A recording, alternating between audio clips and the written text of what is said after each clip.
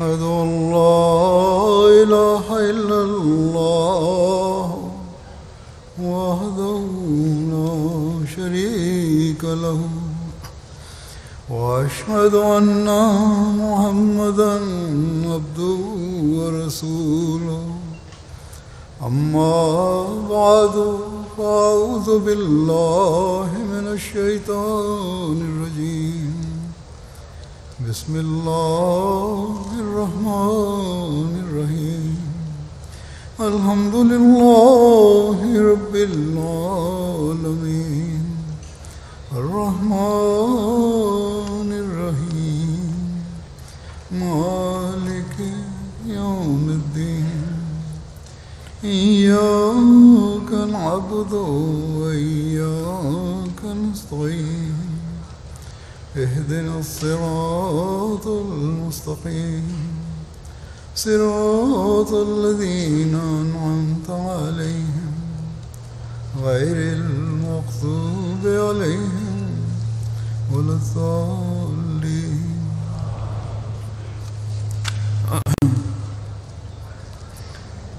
الحمدللہ اللہ تعالیٰ ایک بار پھر ہمیں جلسہ سالانہ UK میں شمولیت کی توفیق دے رہا ہے، اور حضرت مسیح علیہ الصلوۃ والسلام کی خواہش کے مطابق ہم ایک بار پھر اپنے نفس کی اصلاح اور پاکیزگی اور آپس کی محبت اور بھائی چارے کو بڑھانے کے لیے جمع ہوئے ہیں۔ یہی حضرت مسیح موعود علیہ السلام کا اللہ تعالیٰ کی منشا کے مطابق جلسے کے انعقاد کا مقصد تھا۔ بس ان 3 دنوں میں اس مقصد کو سامنے رکھیں۔ حضرت مسیح علیہ السلام نے یہ فرمایا ہے کہ اسے کوئی معمولی جلسہ نہ سمجھو، تو یہ مقصد تو تبھی پورا ہو سکتا ہے جب ہم ایک غیر معمولی پاک تبدیلی پیدا کرنے کے لیے اس جلسے میں شامل ہوں اور اس کے لیے بھرپور کوشش کریں۔ بس حضرت مسیح موعود علیہ السلام کے ارشاد اور خواہش کو سامنے رکھتے ہوئے اپنے یہ 3 دن گزاریں اور پھر اسے زندگی کا حصہ بنائیں۔ اگر ہم یہ سوچ نہیں رکھتے اور اس کے لیے کوشش نہیں کرتے تو یہاں آنا ہمارا فضول اور بے فائدہ ہے۔ جلسے کا جو اتنا وسیع نظام کیا گیا ہے اور لاکھوں پاؤنڈ خرچ اور ہزاروں کارکنوں کی ہزاروں گھنٹوں کی محنت ہے، یہ صرف دنیاوی میلے کے اظہار کا ذریعہ بنے گی۔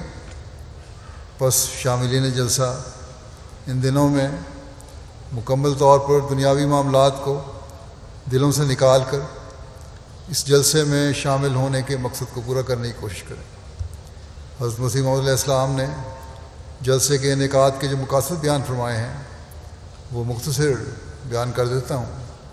ایک مقصد ہے زہد، پھر تقوی، پھر خدا ترسی، پھر نرم دلی، پھر محبت و مواخات، پھر عاجزی، پھر سچائی اور راست بازی، پھر دینی مہمات کے لیے سرگرمی دکھانا۔ بس یہ وہ باتیں ہیں جن کو ان دنوں میں ہر ایک کو اپنے سامنے رکھنا چاہیے۔ پہلی بات ہے زہد۔ زہد کیا ہے؟ ہم سادہ الفاظ میں کہہ دیں گے کہ زہد نیکی اور تقوی ہے، لیکن زہد کے حقیقی اور گہرے معنی ہیں کہ ہر قسم کے جذبات کو قربان کرنا۔ ہمیں اپنا جائزہ لینا چاہیے کہ کیا اس حالت کو پیدا کرنے کی ہم کوشش کر رہے ہیں یا ہمارے دلوں میں اس کا خیال پیدا ہوتا ہے۔ پھر زہد کے معنی ہیں اپنی دلی خواہش سے اور کسی دعوے سے دستبردار ہونا، جو ذاتی خواہشات ہیں اسے دستبردار ہونا، اپنی خواہشات کو خدا تعالیٰ کی خاطر چھوڑنا۔ ہمیں اپنا جائزہ لینے کی ضرورت ہے۔ کیا ہم یہ حالت پیدا کرنے کی طرف توجہ کرتے ہیں یا کر رہے ہیں، یا یہ خواہش ہمارے دل میں ہے کہ ایسا ہو؟ پھر اس کے معنی ہیں مستقل مزاجی سے کسی بھی بری چیز سے بچتے چلے جانا اور اسے سختی سے رد کرنا۔ کیا یہ حالت ہمارے اندر ہے، یا دنیا کی خواہشات اور برائیاں اور لغویات ہمیں تھوڑی تھوڑی دیر بعد اس کی طرف راغب کر دیتی ہیں، دنیاوی خواہشات کی طرف؟ پھر اس کا مطلب یہ ہے کہ دنیا کی خواہش نہ کرنا. دنیا کمانے سے خدا تعالیٰ نے منع نہیں فرمایا، لیکن دنیا کو دین پر مقدم کرنے سے منع فرماتا ہے. اور یہ تو ہم اپنے عہد میں، ہر عہد میں یہ کہتے ہیں کہ دین کو دنیا پر مقدم رکھوں گا یا مقدم رکھوں گی. عورتیں یہ عہد کرتی ہیں، لیکن کتنے ہیں جو اس عہد کا پاس کرتے ہیں، اسے ہمیشہ اپنے دل میں رکھتے ہیں. اور پھر اس کا مطلب یہ بھی ہے کہ اللہ تعالیٰ کی رضا کی خاطر بعض باتوں سے بچنا، اور پھر یہ بھی ہے اس کا مطلب کہ اپنے معاملے خدا تعالیٰ پر چھوڑنا، اللہ تعالیٰ کی رضا کو مقصود بنانا، نفسانی خواہشات سے مکمل طور پر بچنے کی کوشش کرنا.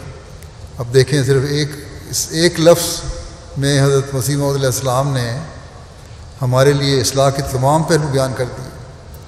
اگر ہم اس ایک لفظ کی گہرائی کو سمجھ کر اس پر عمل کرنے لگ جائیں تو ہماری دنیا بھی سنور جائے اور دین و آخرت بھی سنور جائے. حضرت صلی اللہ علیہ وسلم نے اس کی وضاحت یوں فرمائی کہ اسلام میں رہبانیت کی کوئی جگہ نہیں ہے. آپ نے فرمایا حلال کو اپنے اوپر حرام کر لینا اور اپنے مال کو ضائع کر دینے سے بھی زہد کا کوئی تعلق نہیں ہے. اگر کوئی دنیاوی جھمیلوں سے فرار حاصل کر کے جنگل میں چلا جاتا ہے، رشتوں کے حقوق سے بچتا ہے، تو یہ بھی زہد کے خلاف ہے.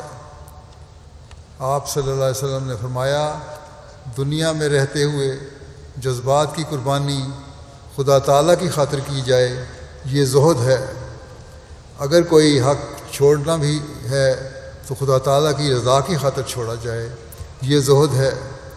دنیا کی خواہشات کو اللہ تعالیٰ کی رضا میں روک نہ بننے دیا جائے، یہ زہد ہے. دولت کو دین کی سربلندی کے لیے خرچ کرنا اور حقوق العباد کے لیے خرچ کرنا، یہ زہد ہے. بس دولت کمانے سے منع نہیں کیا گیا، لیکن اس میں ہر ایک کا حق رکھنا اور اسے ادا کرنا ایک مومن کے لیے شرط رکھی گئی ہے. اللہ تعالیٰ کے فضل سے خرچ کی یہ حالت ہمیں بہت سے احمدیوں میں نظر آتی ہے آج بھی. بس یہ وہ زہد ہے جو حضرت مسیح موعود علیہ السلام ہمیں پیدا کرنا چاہتے ہیں حضرت صلی اللہ علیہ وسلم کے ارشادات کے مطابق، اور جلسے کے مقاصد میں بھی اسے شامل فرمایا. اگر یہی ایک بات ہم حقیقت میں پیدا ہو جائے تو ایک انقلاب ہم اپنی زندگیوں میں بھی لا سکتے ہیں اور اپنے ماحول میں بھی لا سکتے ہیں.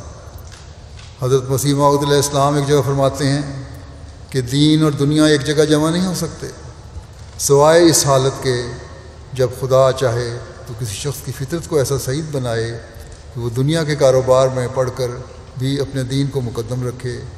ایسے شخص بھی دنیا میں ہوتے ہیں. اگر اللہ چاہے تو پھر ہی دین کو دنیا پر انسان مقدم رکھ سکتا ہے، اور اس کے لیے اللہ تعالیٰ کی جھکنا ضروری ہے. بہرحال اللہ فرماتے ہیں، چنانچہ ایک شخص کا ذکر تذکرۃ الاولیاء میں ہے کہ ایک شخص ہزار روپے کا لین دین کرنے میں مصروف تھا. ایک ولی اللہ نے اس کو دیکھا اور کشفی نگاہ اس پر ڈالی تو اسے معلوم ہوا کہ اس کا دل، یعنی اس کاروبار کرنے والے کا دل، باوجود اس قدر لین دین روپیہ کے خدا تعالیٰ سے ایک دم غافل نہ تھا. ایسے ہی آدمیوں کے متعلق اللہ تعالیٰ فرماتا ہے رجال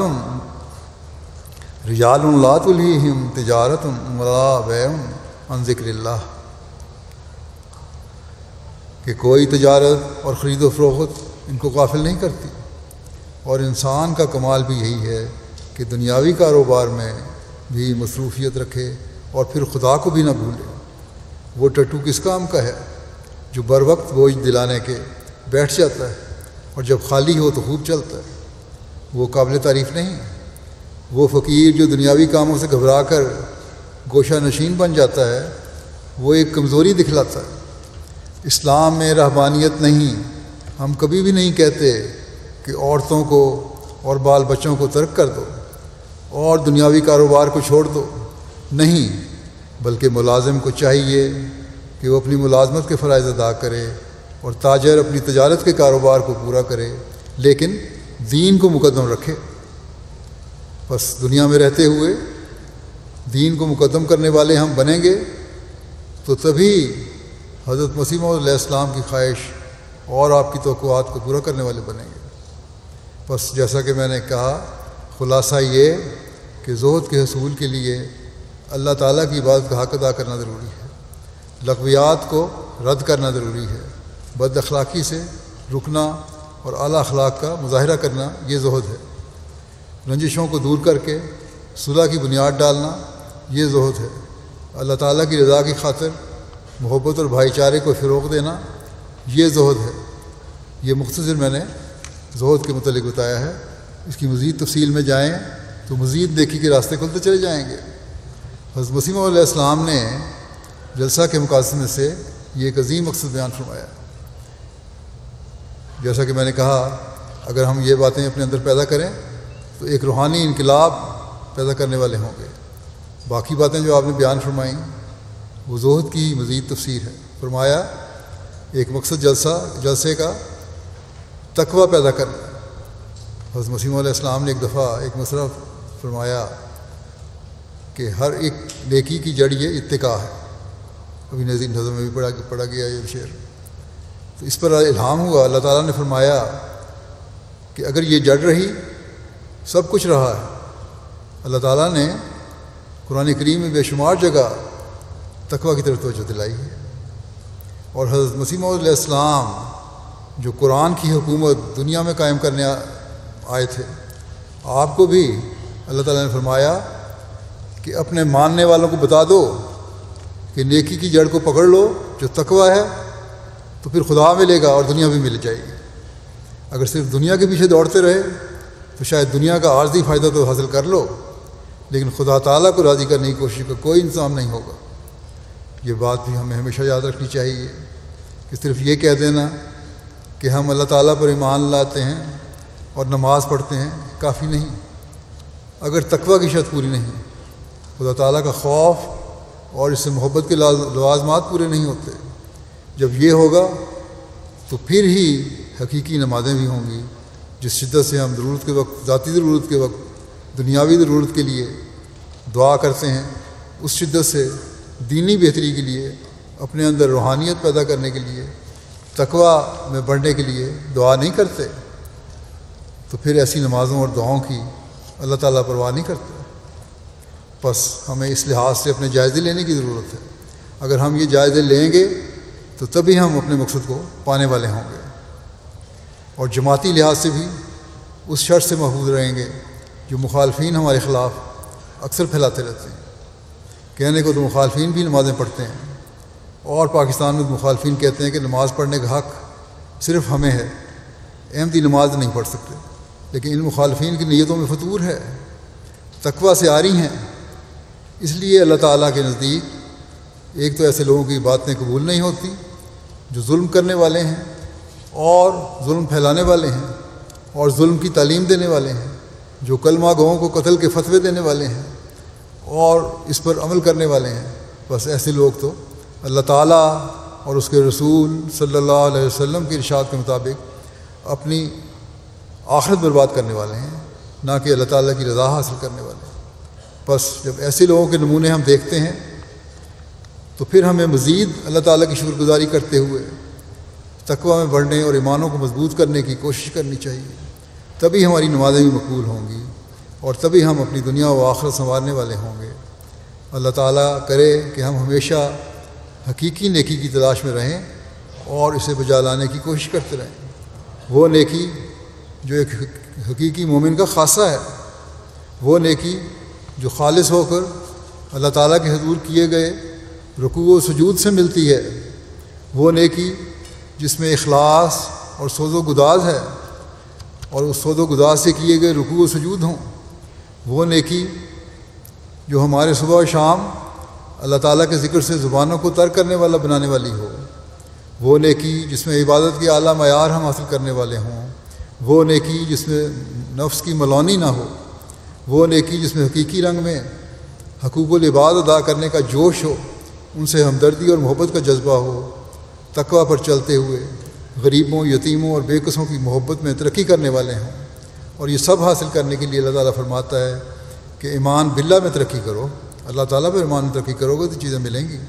اللہ تعالیٰ پر ایمان کامل ہوگا تو برائیوں سے بچنے اور نیکیاں کرنے کی طرف بھی انسان توجہ کرے گا۔ اس کو سمجھنے کے لیے پھر یوم آخرت پر ایمان ہے. یہ کبھی ہوگا تو برائیوں سے بچنے کی طرف بھی توجہ ہوگی، کیونکہ یہی بات آخرت کے انجام کی طرف توجہ دلاتی ہے. اور ان باتوں کو سمجھنے کے لیے قرآن کریم پڑھنے کی طرف توجہ ضروری ہے.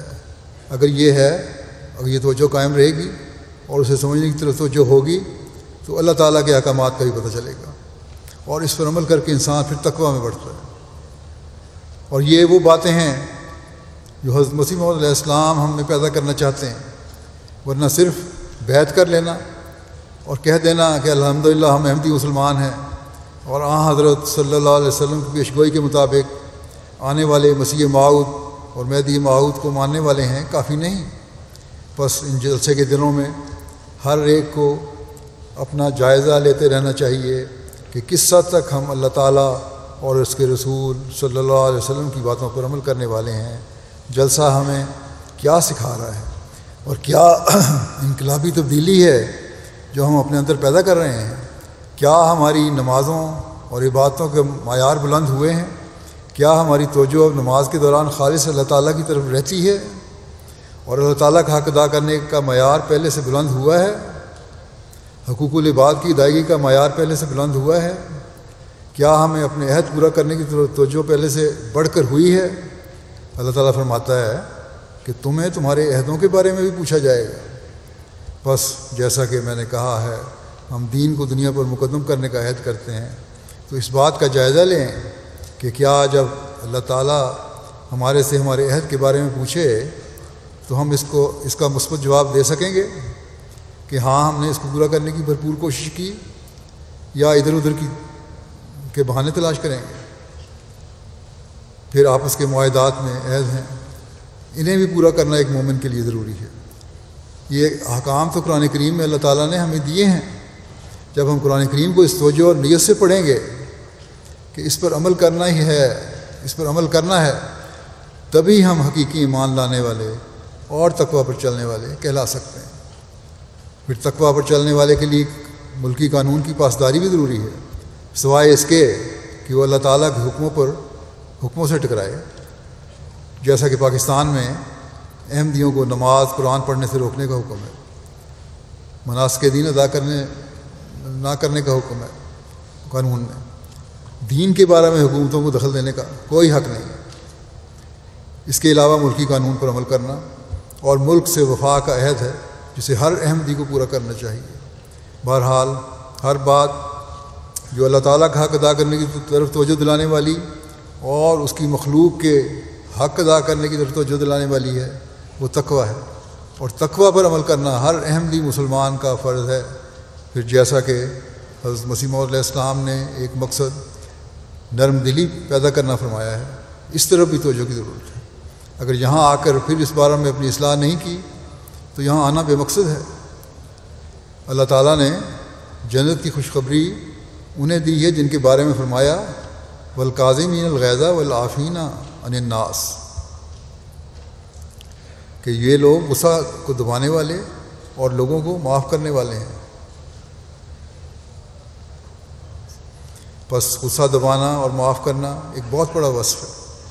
وہ لوگ جن کے دلوں میں رنجشیں ہیں اور ایک دوسرے کی باتوں سے دل غصے سے بھرے ہوئے ہیں، انہیں چاہیے کہ اس ماحول میں آ کر اللہ تعالیٰ کے اس حکم پر غور کریں اور حضرت مسیح موعود علیہ السلام کی خواہش کے مطابق دلوں میں نرمی اور عاجزی پیدا کریں، صلح کی بنیاد ڈالیں، اور اس ماحول کو بھی اور بعد میں اپنی زندگیوں میں جہاں بھی وہ جائیں، جہاں بھی وہ رہیں، اس ماحول کو بھی وہ ماحول بنائیں جو اسلامی معاشرے کا حقیقی نمونہ ہے. اس سے وہ اللہ تعالیٰ کی رضا حاصل کرنے والے بنیں گے. معاف کرنے کا خلق اللہ تعالیٰ کو اس قدر پسند ہے کہ فرماتا ہے کہ اللہ تعالیٰ معاف کرنے والوں سے محبت کرتا ہے. کون ہے جو اللہ تعالیٰ کی محبت کی خواہش نہ رکھتا ہو؟ بس جن کے دلوں میں ایک دوسرے کے لیے کسی بھی قسم کی رنجشیں ہیں، وہ ان دنوں کو معافی کے دن بنا کر رنجشوں کو ختم کرنے کی کوشش کریں اور سچے دل سے ایک دوسرے کو معاف کر کے سب قدورتیں دور کریں. تب بھی ایک خوبصورت اسلامی معاشرے کو ہم قائم کر سکتے ہیں، ورنہ حضرت مسیح موعود علیہ السلام کی بیعت میں آنے کا مقصد پورا نہیں ہوتا، بلکہ صرف رنجشیں دور کرنے کا ہی حکم نہیں ہے، بلکہ حکم تو یہ ہے کہ اس سے بھی آگے قدم بڑھاؤ اور احسان کا سلوک کرو۔ جب احسان کا سلوک ہوگا تو دوسرے کے دل میں بھی شرمندگی کے ساتھ حقیقی معافی کا خیال پیدا ہوگا۔ حضرت صلی اللہ علیہ وسلم نے محبت پیدا کرنے کے لیے ایک علاج ایک دوسرے کو تحفے دینے کا بھی بتایا ہے، بس اسے بھی استعمال کرنا چاہیے۔ غیر لوگ جو احمدی نہیں ہیں ہم سے بہت متاثر ہوتے ہیں اور اکثر دفعہ کہتے ہیں کہ ہم میں یعنی جماعت احمدیہ کے افراد میں ایک بھائی چارہ ہے اور ڈسپلن ہے۔ اس اثر کو ہر احمدی کو حقیقی زندگی میں قائم کرنے کی کوشش کرنی چاہیے، صرف یہ دکھاوا دوسروں کے سامنے نہ ہو بلکہ حقیقت میں ہماری زندگیوں کا یہ حصہ بن جائے۔ اللہ تعالیٰ کی خاطر جب ہم غصے کا گھونٹ پی لیتے ہیں اور بدلہ نہیں لیتے تو حضرت صلی اللہ علیہ وسلم نے فرمایا اس کا اتنا بڑا اجر ہے کہ کسی اور چیز کا نہیں۔ بس یہ ہے وہ معیار کہ خدا تعالیٰ کی خاطر ہم نے اپنی ذاتی رنجشوں کو دور کرنا ہے، پھر وہ ثواب ملے گا جو اللہ تعالیٰ کے ہاں قبول ہو کر اس کے فضلوں کا وارث بناتا ہے۔ پھر خوش قسمت ہیں وہ جو اس پر عمل کرتے ہیں، کیونکہ وہ اللہ تعالیٰ کے فضلوں کے وارث بنیں گے، ورنہ دلوں کی سختی آہستہ آہستہ نرم دلی کو بالکل ختم کر دیتی ہے، اور وہ نمونہ ہم قائم نہیں کر سکتے جس کے قائم کرنے کے لیے حضرت مسیح موعود علیہ السلام نے ارشاد فرمایا۔ بس حضرت مسیح موعود علیہ السلام نے فرمایا اس خلق کے معیار بڑھانے کی اس جلسے میں کوشش کرو، تبھی تم اس کے مقصد کو پورا کرنے والے بنو گے۔ پھر حضرت مسیح موعود علیہ السلام نے جلسے پر آنے کا ایک مقصد آپس میں محبت و مواخات کا پیدا ہونا بتایا۔ مومنوں کی خوبی بیان کرتے ہوئے اللہ تعالیٰ فرماتا ہے رحماء و بینہم، کہ آپس میں بے انتہا رحم کرنے والے ہیں۔ جب ہر ایک اس کا اظہار کر رہا ہوگا تو لازمی نتیجہ نکلے گا کہ محبت اور پیار بڑھے گا، بھائی چارے کی فضا قائم ہوگی، اور انتظامیہ کے سامنے بھی جو جھگڑے پیش ہوتے ہیں وہ اگر ختم نہیں ہوتے تو نہ ہونے کے برابر رہ جائیں گے۔ اور یہ معاشرہ ہے جو حضرت مسیح موعود علیہ السلام اسلام کی تعلیم کی روشنی میں قائم کرنے آئے تھے۔ حضرت صلی اللہ علیہ وسلم نے فرمایا اللہ تعالیٰ قیامت کے دن فرمائے گا کہاں ہیں وہ لوگ جو میرے جلال اور میری عظمت کے لیے ایک دوسرے سے محبت کرتے تھے، اور اللہ تعالیٰ فرماتا ہے آج جب کہ میرے سائے کے علاوہ کوئی سایہ نہیں، میں انہیں اپنے سایہ رحمت میں جگہ دوں گا۔ کیا ہی خوش قسمت ہیں وہ جو اس ارشاد پر عمل کرتے ہیں اور اللہ تعالیٰ کی رحمت کے وارث بنتے ہیں اور اللہ تعالیٰ کے سائے کے نیچے آتے ہیں۔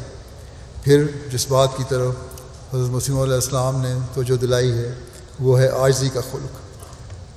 اس خلق کا اظہار بھی اس وقت ہوتا ہے جب لوگوں سے واسطہ ہو۔ کہنے کو تو بہت لوگ ملتے ہیں، عاجزی کا اظہار کرتے ہیں، لیکن جب اپنے مفاد سے ٹکراؤ ہوتا ہے تو عاجزی پیچھے رہ جاتی ہے اور بڑائی اور تکبر سامنے آ جاتا ہے۔ اللہ تعالیٰ نے تو عباد الرحمن کی یہ نشانی بتائی ہے کہ وہ عاجز ہوتے ہیں، جیسے کہ وہ فرماتا ہے وَعِبَادُ الرَّحْمَٰنِ الَّذِينَ يَمْشُونَ عَلَى الْأَرْضِ هَوْنًا وَإِذَا خَاطَبَهُمُ الْجَاهِلُونَ قَالُوا سَلَامًا۔ اور رحمان کے بندے وہ ہیں جو زمین پر فروتنی کے ساتھ چلتے ہیں، اور جب جاہل ان سے مخاطب ہوتے ہیں تو جواباً کہتے ہیں سلام۔ بس مومن ہر حالت میں عاجزی کا مظاہرہ کرتا ہے، اور ہر ایسی جگہ جہاں جذبات کو انگیخت کیا جائے، جہاں بڑائی بیان کر کے مقابلے کی صورت پیدا کی جائے، وہاں عاجز لوگ سلام کر کے اٹھ جاتے ہیں۔ تکبر دکھانے والے کو اللہ تعالیٰ نے جاہل ٹھہرایا ہے۔ حضرت مسیح موعود علیہ السلام نے جب اللہ تعالیٰ کی رضا کی خاطر ایک مقابلے سے انکار کیا تو اس پر اللہ تعالیٰ نے آپ کو فرمایا تیری عاجزانہ راہیں اسے پسند آئیں۔ بس یہ وہ معیار ہے جسے ہمیں بھی اپنے اندر پیدا کرنے کی کوشش کرنی چاہیے، اور اللہ تعالیٰ کا حقیقی عبد بننے کی کوشش کرنی چاہیے، اور معاشرے میں نیک نمونہ قائم کر کے اصلاح کی کوشش کرنی چاہیے، اور یہ کوشش ہو کہ حکمت اور نرمی سے اصلاح کی جائے۔ یہ تکبر اور بڑائی کے اظہار ہیں جو جھگڑوں کو بڑھاتے ہیں۔ بس تم رحمان خدا کے بندے بن کر اللہ تعالیٰ کی صفت رحمانیت کو سامنے رکھتے ہوئے اپنے عمل اللہ تعالیٰ کی رحمانیت کو جذب کرنے والے بنانے کی کوشش کرو، اور یہ چیز معاشرے میں امن و سلامتی کی بنیاد ہے۔ معاشرے میں ہر طرح کے سکون تکبر کی وجہ سے، جھوٹی اناؤں کی وجہ سے برباد ہوتے ہیں۔ آج دنیا جس فساد میں مبتلا ہے، ملک پر چڑھائی کر رہے ہیں، اس کی وجہ اپنی بڑائی اور برتری ثابت کرنا ہی ہے۔ جب تکبر پیدا ہوتا ہے تو پھر دوسرے کے حق مارنے میں بھی یہ لوگ بڑھتے ہیں۔ یہی آج کل ان بڑی طاقتوں کا حال ہے، اور یہی چیز دنیا کو عالمی جنگ کی طرف لے جا رہی ہے۔ بس ان دنوں میں جہاں یہ صفات اپنے اندر پیدا کریں، یعنی عاجزی کی اور تکبر سے بچنے کی، وہاں دنیا کے لیے بھی دعا کریں، اللہ تعالیٰ دنیا کو عقل دے اور اپنی انا کی خاطر دنیا کو تباہ نہ کریں۔ انسان کی حیثیت کچھ نہیں، لیکن سمجھتا ہے کہ میرے پاس تھوڑی سی جو طاقت آ گئی ہے تو میں سب کچھ بن گیا، اور دوسرے کی میرے سامنے کوئی حیثیت نہیں۔ ہمیں عاجزی کی تلقین کرتے ہوئے ایک جگہ حضرت مسیح موعود علیہ السلام فرماتے ہیں، بدتر بنو ہر ایک سے اپنے خیال میں، شاید کہ اس سے دخل ہو دارالوصال میں۔ بس اگر اللہ تعالیٰ کا قرب حاصل کرنا ہے تو پھر عاجزی اختیار کرنے کی ضرورت ہے۔ تکبر دنیا داروں کا شیوا ہے، اور ہم نے تو حضرت مسیح موعود علیہ السلام کی بیعت اللہ تعالیٰ کا قرب پانے کے لیے کی ہے۔ بس اس اہم بات کو ہمیشہ سامنے رکھیں۔ پھر سچائی کی اور راستے کی تعلیم ہے، اس کی طرف حضرت مسیح موعود علیہ السلام نے توجہ دلائی ہے، اور یہ حقیقی مومن اور احمدی مسلمان کا خاصہ ہونا چاہیے۔ اللہ تعالیٰ نے اس کی خاص تاکید فرمائی ہے۔ حضرت مسیح موعود علیہ السلام فرماتے ہیں، جس قدر راستے کے التزام کے لیے قرآن شریف میں تاکید ہے، میں ہرگز نہیں باور کر سکتا کہ انجیل میں اس کا عشر اشیر بھی تاکید ہو۔ بس ایک مومن کا شیوا راست بازی ہے، جھوٹ اور دھوکہ دہی سے مفاد حاصل کرنا دنیا دار کا کام ہے۔ بس ہمیں جائزہ لینا ہوگا کہ کیا ہم اللہ تعالیٰ کی رضا حاصل کرنے کے لیے سچائی کی اعلیٰ معیار قائم کرنے والے ہیں۔ اگر ہم یہ معیار حاصل کر لیں تو ہمارے گھروں کے مسائل بھی ختم ہو جائیں، اور معاشرے کی لڑائیوں کے مسائل بھی حل ہو جائیں۔ رشتوں میں دراڑیں بھی سچائی میں کمی کی وجہ سے ہی پڑتی ہیں۔ بس اس بات پر ہر ایک کو بہت توجہ کی ضرورت ہے۔ پھر آپ نے فرمایا کہ دین کو دنیا پر مقدم کرو اور دینی مہمات کے لیے ایک جوش اور سرگرمی دکھاؤ۔ اگر پہلے بیان کیے گئے اوصاف انسان میں پیدا ہو جائیں تو دین تو خود بخود دنیا پر مقدم ہو جاتا ہے، اور جب یہ ہوگا تو پھر ہی ہم حضرت مسیح موعود علیہ السلام کے مشن کو پورا کرنے والے ہو سکتے ہیں۔ پھر ہی ہم حضرت صلی اللہ علیہ وسلم کے جھنڈے تلے دنیا کو لانے والے بن سکتے ہیں۔ پھر ہی ہم خدا تعالیٰ کی حکومت دنیا میں قائم کر سکتے ہیں، ورنہ ہمارے قول اور فعل کا تضاد ہمیں اللہ تعالیٰ کے فضلوں سے محروم کر دے گا۔ ہم نام کے بیعت کرنے والوں میں شامل ہوں گے، ہمارے عمل اس کے خلاف گواہی دے رہے ہوں گے۔ بس ہم نے اگر بیعت کا حق ادا کرنا ہے تو ہمیں اپنے اندر عملی تبدیلیاں پیدا کرنی ہوں گی، بندے کو خدا تعالیٰ کی پہچان کروانے اور خدا تعالیٰ کی نزدیک کرنے اور حضرت صلی اللہ علیہ وسلم کے جھنڈے تلے لانے اور دنیا کو اسلام کی حقیقی تعلیم سے روشناس کروانے کے لیے ہر احمدی کو اپنی تمام تر استعدادیں اور صلاحیتیں بروئے کار لاتے ہوئے اپنے اندر ایک خاص تبدیلی پیدا کرنی ہوگی، اپنی حالتوں کو بدلتے ہوئے ایک نئے عزم کے ساتھ دنیا کو اسلام کا خوبصورت پیغام پہنچانے کی کوشش کرنی ہوگی۔ جہاں اپنے لیے دعاؤں کی طرف توجہ دینی ہوگی، وہاں دنیا کی اصلاح کے لیے بھی دعائیں کرنی ہوں گی۔ جب ہمارے مردوں، عورتوں، بوڑھوں، بچوں کی دعائیں ایک درد کے ساتھ عرش تک جائیں گی، تب ہی ہم دنیا میں انقلاب لانے والے بن سکیں گے، تب ہی ہم دشمن کے مخالفانہ حملوں اور گھٹیا حملوں سے بچ سکیں گے، فتوحات کے نظارے ہم دیکھیں گے۔ بس یہ بہت بڑا کام ہے جس کے کرنے کا ہمیں حکم دیا گیا ہے، جس کی حضرت مسیح علیہ السلام نے ہم سے توقع کی ہے۔ اگر ہم خود ہی زہد و تقویٰ سے دور ہیں، اگر ہمارے اندر اعلیٰ اخلاق نہیں ہیں، اگر ہم میں وہ درد پیدا نہیں ہو رہا جس سے ہم تبلیغ کے میدان میں آگے بڑھنے کے لیے اپنی تمام تر صلاحیتیں بروئے کار لائیں، تو پھر ہم اپنے عہد بیعت کو بھی ادا نہیں کر رہے اور اس کا حق ادا نہیں کر رہے۔ بس اس جلسے میں اپنے اندر وہ پاک تبدیلیاں پیدا کرنے کی ہمیں کوشش کرنی چاہیے جو ہمیں ان مقاصد کے حاصل کرنے والا بنائے جو حضرت مسیح موعود علیہ السلام کی بعثت کا مقصد ہے۔ ورنہ حضرت مسیح موعود علیہ السلام فرماتے ہیں یہ جلسہ ایک معصیت اور طریقہ ضلالت ہے اور بدعت شریعہ ہے۔ بڑے سخت الفاظ میں آپ نے تنبیہ فرمائی ہے۔ بس اپنے عملی حالتوں کی بہتری کے لیے بہت دعا اور کوشش کی ضرورت ہے، ورنہ آپ علیہ السلام نے فرمایا کہ یہ جلسہ فائدہ مند نہیں ہے بلکہ گمراہی ہے۔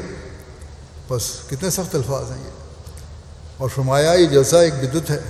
پہلے تھوڑی بدعات ہیں جو دنیا میں رائج ہو چکی ہیں جو ایک اور کا اضافہ کر دیا جائے جلسے کی صورت میں۔ بس ہر احمدی کو کوشش کرنی چاہیے کہ اس جلسے کو ہم برکات کا ذریعہ بنائیں، نہ کہ گمراہی کا، نہ کہ بدعات کو پھیلانے کا، نہ کہ اللہ تعالیٰ کی ناراضگی مول لینے کا۔ اسے دنیا میں انقلاب کا ذریعہ بنائیں، نہ کہ اللہ تعالیٰ کی ناراضگی کا ذریعہ۔ اور یہ عہد کریں اور اس کے لیے ان دنوں میں دعائیں بھی کریں کہ ہم اس وقت تک چین سے نہیں بیٹھیں گے جب تک دنیا میں خدا تعالیٰ کی حکومت قائم نہ کر دیں، شیطان اور شیطان کے چیلوں کا خاتمہ نہ کر دیں، دنیا کو گمراہی سے نہ نکال دیں۔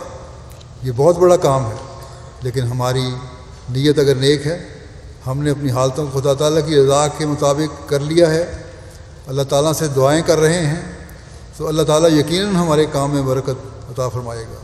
بس دنیا کے ہر کونے میں بیٹھے ہوئے ہر احمدی کو یہ عہد کرنا چاہیے کہ اس کے حصول کے لیے ہم نے اپنے وسائل کے مطابق جو کوششیں کرنی ہے اور اس کے حصول کے لیے اللہ تعالیٰ کے حضور خاص تضرع اور زاری کرنی ہے۔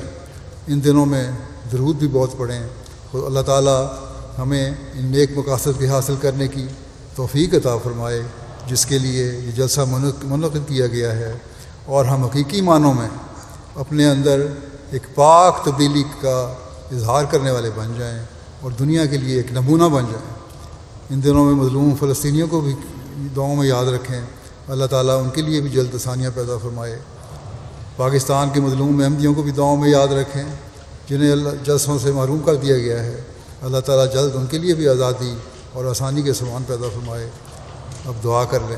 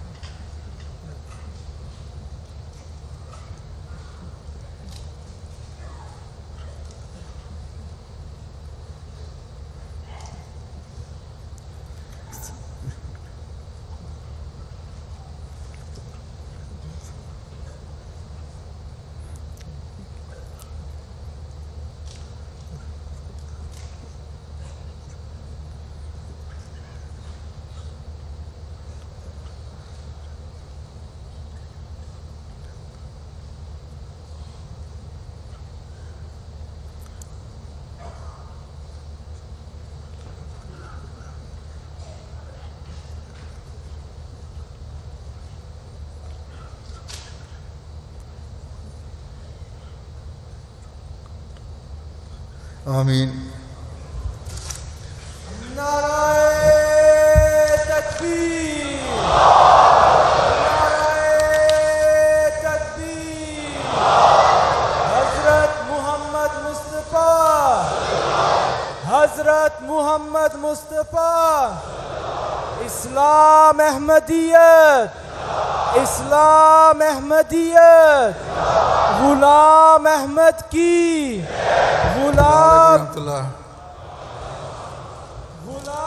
احمد کی، خلافت احمدیہ، خلافت احمدیہ، حضرت خلیفۃ المسیح الخامس، حضرت خلیفۃ المسیح الخامس، حضرت امیر المومنین، حضرت امیر المومنین، جلسہ سالانہ UK، جماعت احمدیہ عالمگیر، نعرہ تکبیر۔